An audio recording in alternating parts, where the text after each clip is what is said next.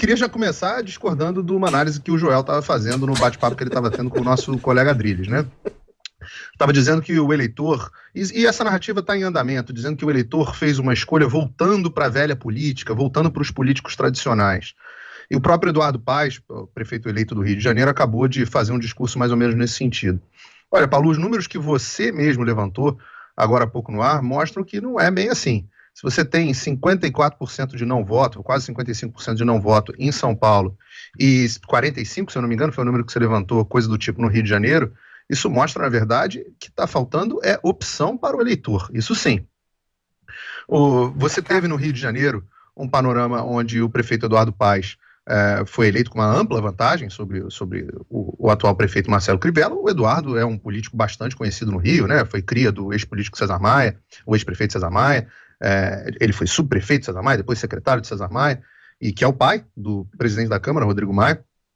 E o Eduardo foi prefeito 2 vezes no Rio, ganhou do Gabeira, olha que, para quem não lembra, em 2008, foi eleito no segundo turno contra o Gabeira em 2008, e reeleito em 2012 contra o Marcelo Freixo, do PSOL.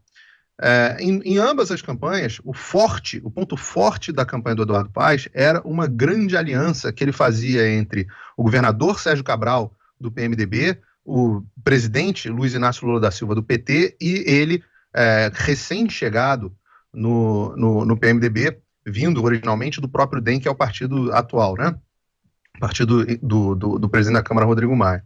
O Eduardo se desgastou muito, fez uma boa gestão, avaliada como boa pelo Carioca, saiu com uma boa reputação, mas não conseguiu eleger o sucessor dele numa campanha, o sucessor dele era o deputado Pedro Paulo, numa campanha que você tinha 4 ou 5 candidatos de centro ou de direita, inclusive o filho do Jair Bolsonaro, o senador Flávio Bolsonaro, nessa mesma campanha em 2016, todos eles ali disputando um voto de direita e de centro no Rio de Janeiro. Acabou que o segundo turno se deu entre o Marcelo Freixo e o Marcelo Crivella. E o Carioca elegeu o Crivella não por uma predileção ao Crivella. O Crivella já tinha disputado tudo no Rio de Janeiro e era sempre aquele candidato que tinha algo em torno dos 20% dos votos evangélicos. Acabou sendo eleito por uma falta de opção completa do Carioca. Na verdade, foi um voto contra o PSOL, contra o Freixo.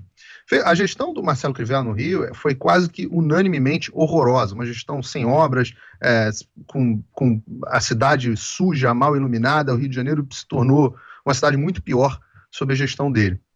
Acabou escorraçado, né? Está escorraçado da posição de prefeito, né?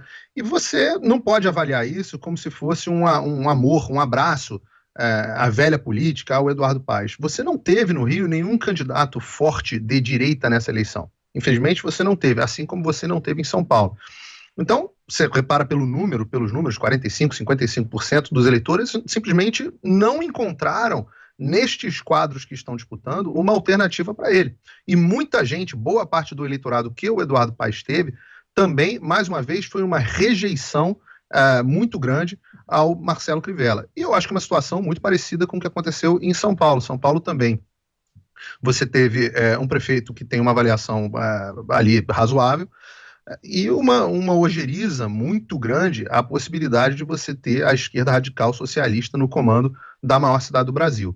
São Paulo você também não conseguiu ter um candidato de direita, um candidato que representasse os valores que são tidos como conservadores, né? Você teve o Russomano, eterno cavalo paraguaio aí de vocês em São Paulo, nunca conseguiu convencer, sempre ia muito mal nas entrevistas, é um candidato que tem uma inconsistência ideológica também, histórico de apoio ao PT, então não conseguiu convencer o eleitorado paulista. Você acabou tendo um segundo turno entre um porto seguro, que é o PSDB, que o eleitor de São Paulo sabe que pelo menos vai ser moderado nas loucuras que vai fazer, não vai fazer nada de absurdo, e o Guilherme Boulos, um candidato socialista, invasor de propriedade, com uma veia que não tem absolutamente nada a ver com o tradicional de São Paulo. Agora, eu queria chamar a atenção para 2 coisas importantes, Paulo e Vitor, se vocês me permitirem.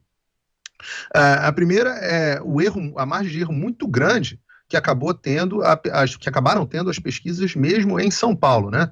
Você tinha as pesquisas de ontem davam uma diferença de 10 pontos entre o Guilherme, entre, na verdade, o Covas e o Boulos, e você acabou tendo uma diferença de 20 pontos, né? O dobro do que as pesquisas projetavam. Mas nada se compara com o ridículo de Porto Alegre, onde a Manuela Dávila, você tinha nas pesquisas 51-49, com a Manuela na frente, e você teve um resultado com o Sebastião Melo com 55% e a Manuela 45%, ele acabou tendo 10 pontos de vantagem sobre ela.